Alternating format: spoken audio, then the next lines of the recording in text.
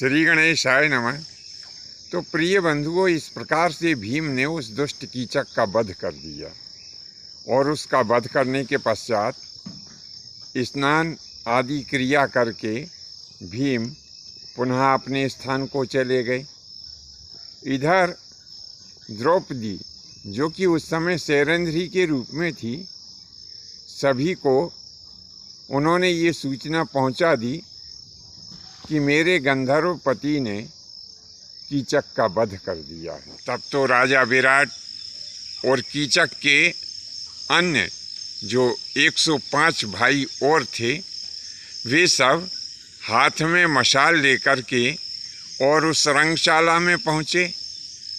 तो वहाँ पर क्या देखा कि चारों तरफ खून ही खून था और एक जगह कीचक मांस के पिंड के रूप में पड़ा हुआ था। सब लोग रोने लगे। राजा विराट भी बड़े दुखी हुए क्योंकि साला था, और ये तो आप सब लोग जानते ही हैं कि साला कितना प्रिय होता है। और आजकल तो यह कलयुग चल रहा है कि कलयुग में तो लोग भाई को छोड़ देते हैं परंतु साले को नहीं छोड़ते। तो द्वापर युग में भी जीजाओं के लिए साला बड़ा प्रिय हुआ करता था।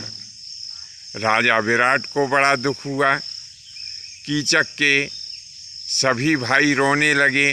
अब प्रातःकाल होने पर एक अर्थी सजाई गई और उसके ऊपर कीचक को लिटा करके सभी लोग उसका दाह संस्कार करने के लिए शमशान की तरफ चल पड़े।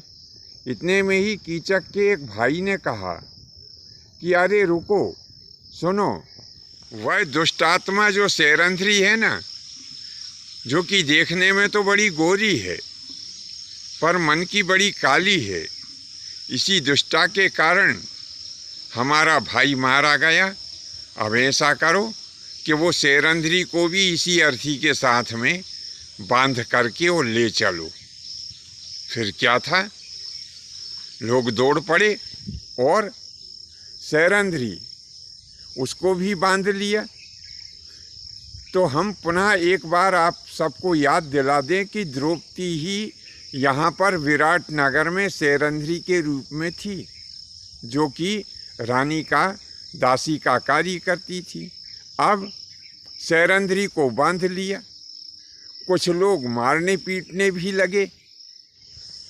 उस समय भी द्रौपदी ने सैरंध्री के रूप में बड़ा ही विलाप किया। द्रौपदी ने बड़े ही करुण स्वर में अपने पतियों को पुकारना प्रारंभ किया कि हे मेरे गंधर्व पतियों, सुनो, मेरी आवाज़ यदि तुम तक कहीं पहुंच रही हो तो मैं तुमसे प्रार्थना करती हूँ कि ये दुष्ट मेरी इज्जत के साथ में खिलवाड़ कर रहे हैं, और यदि तुम अपनी माँ का दूध नहीं लजाना चाहते हो तो पांचों में से कोई भी एक पति आकर के अवश्य ही मेरी रक्षा इन दुष्टों से करें। या है द्रौपदी कहने लगी कि कहाँ हैं मेरे वो यशस्वी 5 पति जो कि देवताओं को भी परास्त करने की क्षमता रखते हैं। ये दुष्ट मुझे कष्टित कर रहे हैं, मुझे मार रहे हैं, पीट रहे हैं, और यदि मेरी ऐसी करुण पुकार सुनने के पश्चात भी यदि आपका खून नहीं खोला तो मैं ऐसा समझूंगी कि आज से मेरे 5 पति वास्तव में नपुंसक हो गए हैं।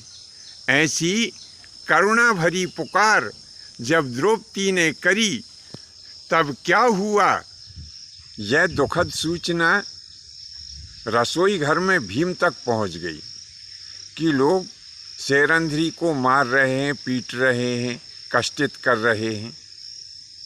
अब भीम एक पल गंवाए बिना तुरंत ही वहाँ से दौड़े और परकोटे को लांघते हुए अपने शरीर से भभूति और मिट्टी लपेट ली ताकि कोई उन्हें पहचान ना पाए।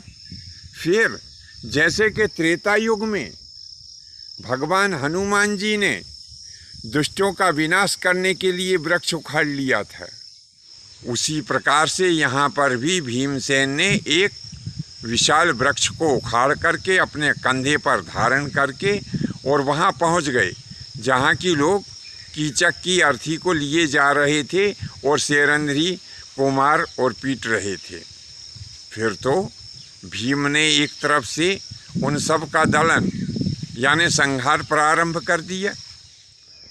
भीम ने कीचक के कई भाइयों को मार डाला और कुछ भाई बच गए, लेकिन वे भी सब कीचक की उस अर्थी को वहीं पर छोड़ करके इधर उधर भाग गए और भाग करके उन्होंने अपने प्राणों की रक्षा की। भीम ने शेरंध्री को बंधन मुक्त किया और कहा कि जाओ, अब निर्भय होकर के अपने स्थान पर विराजमान हो।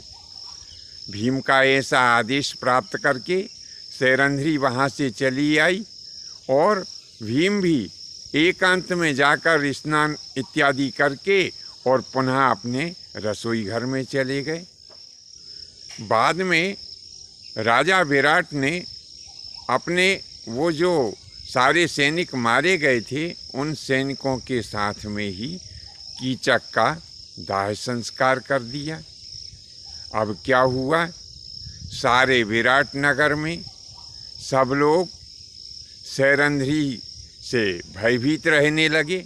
एक दिन राजा विराट ने अपनी रानी स्विदेशना से कहा कि तुम ऐसा करो कि इस शेरंध्री से कह दो कि अब यहाँ से चली जाए, क्योंकि मुझे भय है कि यदि कहीं किसी ने इसका और अपमान कर दिया तो ये जो बार बार अपने गंधर्वपतियों का कहती है कि मेरे गंधर्वपति बड़े बलवान हैं, कोई मेरा यदि अपमान करेगा तो मेरे गंधर्वपति उसका वध कर देंगे, तो कहीं ऐसा ना हो कि कोई इसका अपमान कर दे और इसके गंधर्वपति हमारे ऊपर क्रोधित हो जाएं और हमारी विराट नगरी का ही विनाश कर दें।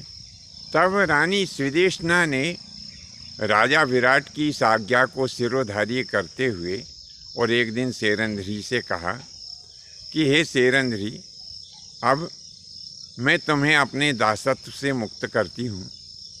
ऐसा करो कि तुम इस स्थान का त्याग करके और जहाँ तुम्हारी इच्छा हो वहाँ पर चली जाओ। तब शेरंध्री कहने लगी कि महारानी, मैं कुछ दिन और यहाँ पर रुकना चाहती हूँ और जब मेरा समय हो जाएगा तब मैं यहाँ से निश्चय ही चली जाऊँगी, लेकिन आप मुझसे बिल्कुल भी भयभीत ना हो, क्योंकि मेरे पति आपके परिवार के ऊपर बड़े ही प्रसन्न हैं।